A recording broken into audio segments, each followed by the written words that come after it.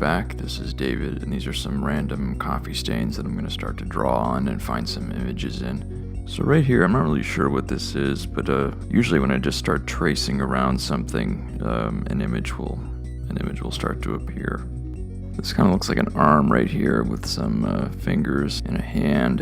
And I think it's extending down here like a leg or like a foot or something. And the foot comes out here and it kind of like points. I think if you can imagine the foot being red, it's actually a very soft, mushy foot. As you clip the foot at the end, it actually doesn't harm the creature at all, and that's actually where lipstick comes from. And if you look up here, it's actually quite exotic. It's got many, many layers of insanity.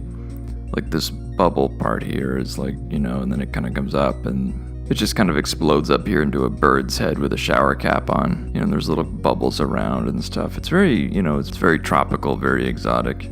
Of course it wears a Rolex. So just as a reminder, the foot of this thing is where lipstick comes from. So right down here, this kind of looks like bread or dough, and it's being mixed, I think. Maybe like a hoof or something, like of a creature sort of kneading the dough. Maybe it's like a cow or something, and it comes up here, and maybe it's like a cow caterpillar, like some sort of a creature out of Greek mythology. Maybe instead of Greek mythology, it's French mythology. So naturally, we'll put a French man up here. But he's got Greek qualities.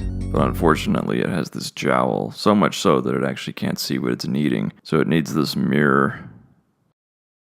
It can see exactly, what it's making. So since it's French, it's probably a crepe.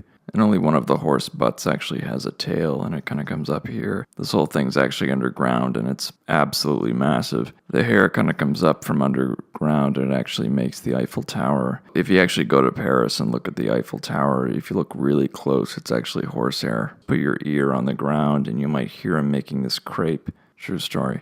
So over here, it kind of seems like run a theme. So maybe this is where cauliflower comes from. See, many people think cauliflower comes from the ground, but it's actually a creature's nose, and they just stand there in the middle of the field. It's got like these really long eyes with black gelatin holes. It's kind of got like this burned mouth, and at the very end of it is a little light, like those fishes you see at the bottom of the ocean, kind of like a motion sensor. And of course it has a 16th century collar, just to add to how screwed up this is. These really long, like white horns. So when you're walking in the field at nighttime, since these things don't come out until nighttime, you have to walk up very, very carefully. They're actually asleep, but they actually can't see you until the motion sensor goes off. Because when the little mouthpiece lights up, that's the only way you can actually see the cauliflower. So you have to grab it in like half a second and run away.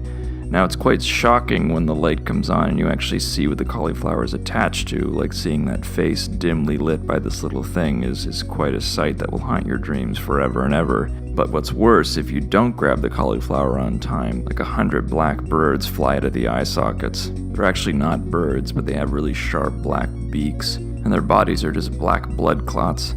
They just fly really fast and try to get your eyes, but but put on some running shoes and you'll be fine. So right over here, this looks sort of like a reed that you'd have in like a saxophone. I think they're actually part of this incredibly small, very organic airplane. And what's inside this airplane is actually earwax.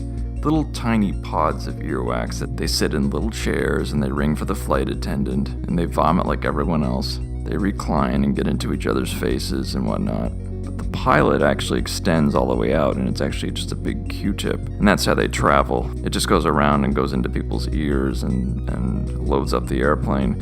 Where they go, I have no idea. But anyway, that's where saxophone reeds come from. So that's everything in my head today. I upload every Monday, Wednesday, and Friday. Please support my Patreon down below. The link is right there. If you want to send in your own coffee-stained art for me to draw on in an episode, just send me a message. So that's all from me. Have a good night, and thanks for watching.